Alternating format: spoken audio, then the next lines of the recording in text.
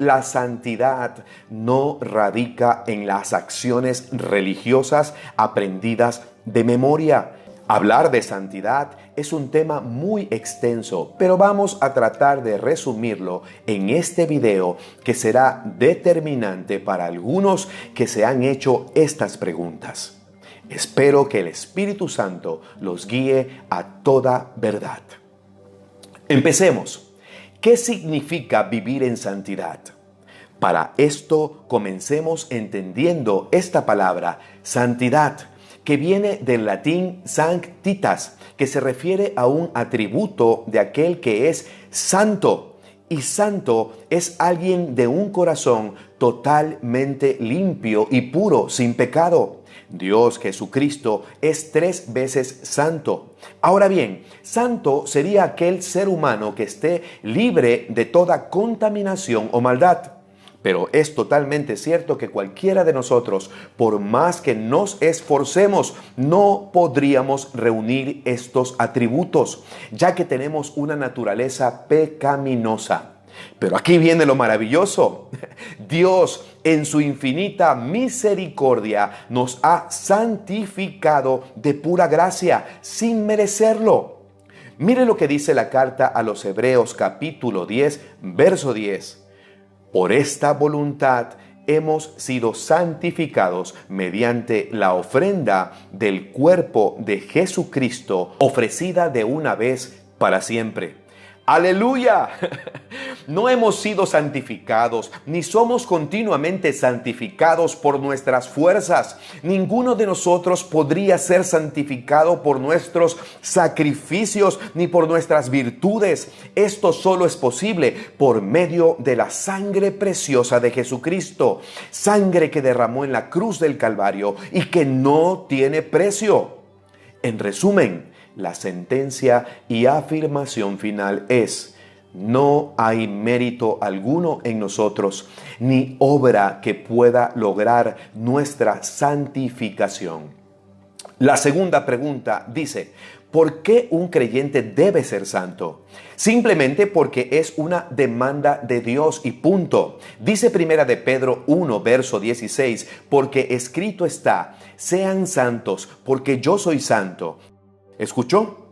Está en imperativo, sean santos, no es negociable. Debemos ser santos sí o sí, ya que al ser hijos de Dios es una cualidad que debemos tener porque Él es santo. Y además dice la Escritura en Hebreos 12, verso 14, lleven una vida santa, pues sin santidad nadie verá al Señor.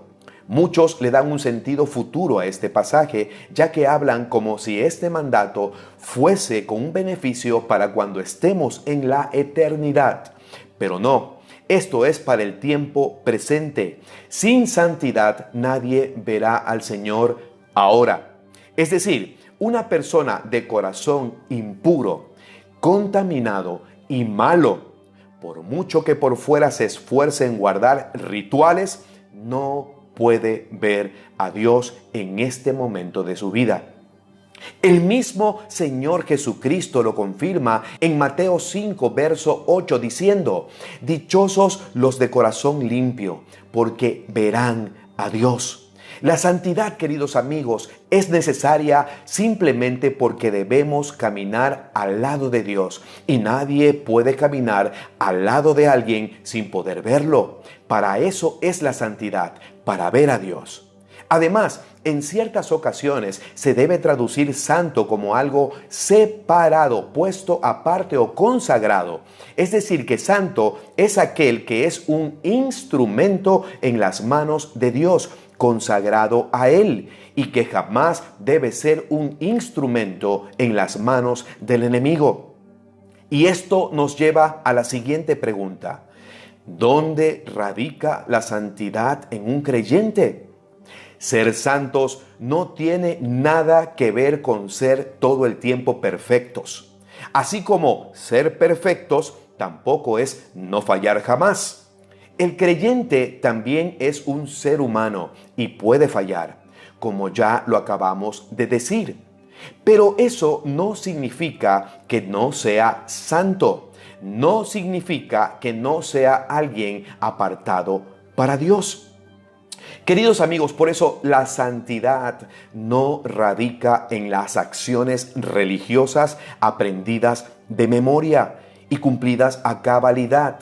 Un creyente no es santo porque se sabe de memoria todos los movimientos que debe hacer en medio de una solemnidad.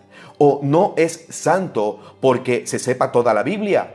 No es santo porque tenga todo el tiempo la Biblia bajo el brazo.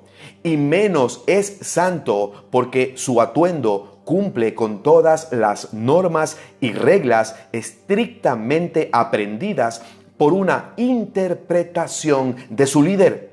Ciertamente lo externo podría ser un reflejo de lo interno, pero la santidad no es de afuera hacia adentro, sino de adentro hacia afuera. Y aquí la doctrina del error, donde muchos se consagran por fuera, por causa de sus dogmas, pero por dentro ni siquiera han comenzado a ser santos, y menos han dejado que Dios los santifique en su verdad.